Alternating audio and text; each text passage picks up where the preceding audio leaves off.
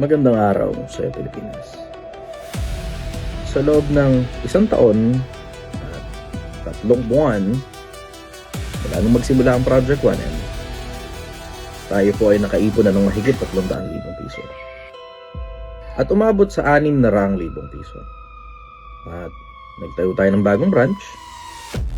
At bumili ng pickup truck. Bumili ng iPhone, pang vlog ng ibang tao.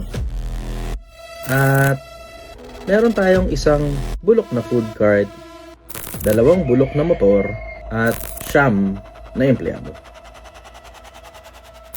Ngayon, tayo ay nasa mahigit 300,000 piso na. Papasok na tayo sa Disyembre. At based on my personal experience last year, hindi masyadong kalakasan ng Disyembre pagdating sa mundo ng pagkain. Lalo na kapag may sarili kang tindahan na nakatayo lang sa kung saan mang lugar. Dahil dyan, Pilipinas, kaysa naman ako ay tumambay nang walang ginagawa sa Project 1M nang halos wala rin naman bibisita. Might as well do something productive with my time. Gusto kong ipakita kung paano kumita bilang vlogger. Isa sa mga dahilan dahil maraming mga vloggers ang bumisita sa akin itong mga nakaraan at sila rin mismo ang nagsasabi na halos wala na raw kinikita ang pag-vlog. Nakakalungkot yung iba sa kanila titigil na lang sa pag-vlog. Para sa akin naman, ang isa sa mga pinakamalalaking factors para kumita ka bilang vlogger yung imagination mo. Yung creativity mo, isama mo na rin pati yung execution. At meron akong 3 paraan na naisip at pinasurvey ko yan sa inyo at pinili ng mga tao na ako ay mag-Philippine loop gamit ang isang motor na hindi ko pa nabibili at donations lang ang magpopondo. It is as if I am going to act like I am a vlogger with nothing but imagination, creativity, and execution. Kunyari, wala akong pera. At ito ay isa sa mga bagay na hindi naiintindihan ng mga vloggers, lalong-lalo na yung marami ng followers. Mga vloggers, ipapaalala ko lang sa inyo, kesa manloko, kesa mag-promote ng sugal o ng politiko, pwede kayong manghingi ng pera sa audience ninyo. Wala namang pamimilit. Kung sino lang ang gustong magbigay. Kung sinong ayaw magbigay, walang problema.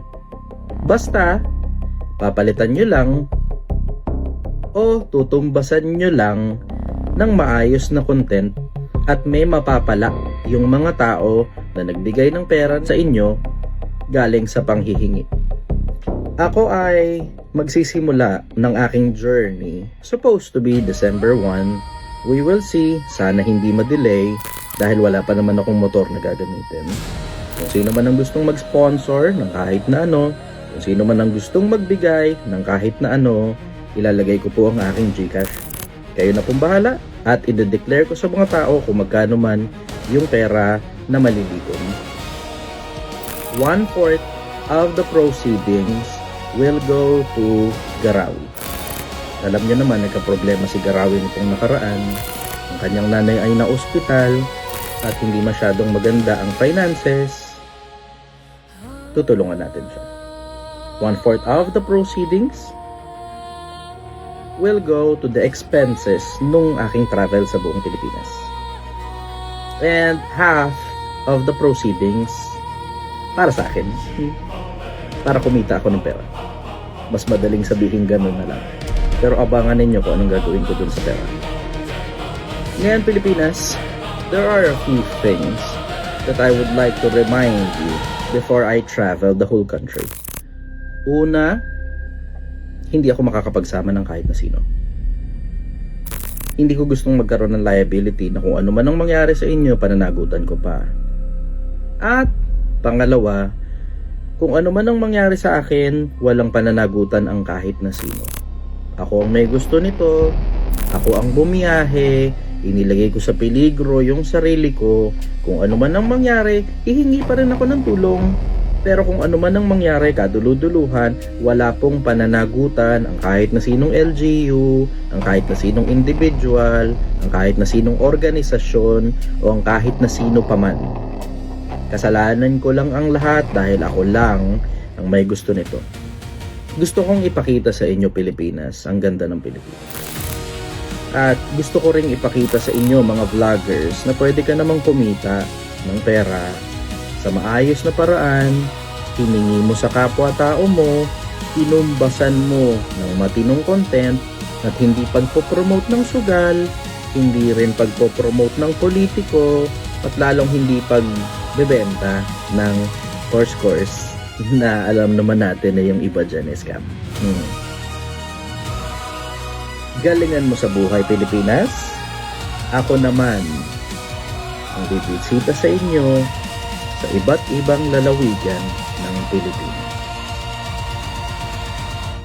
Sumabay ka na.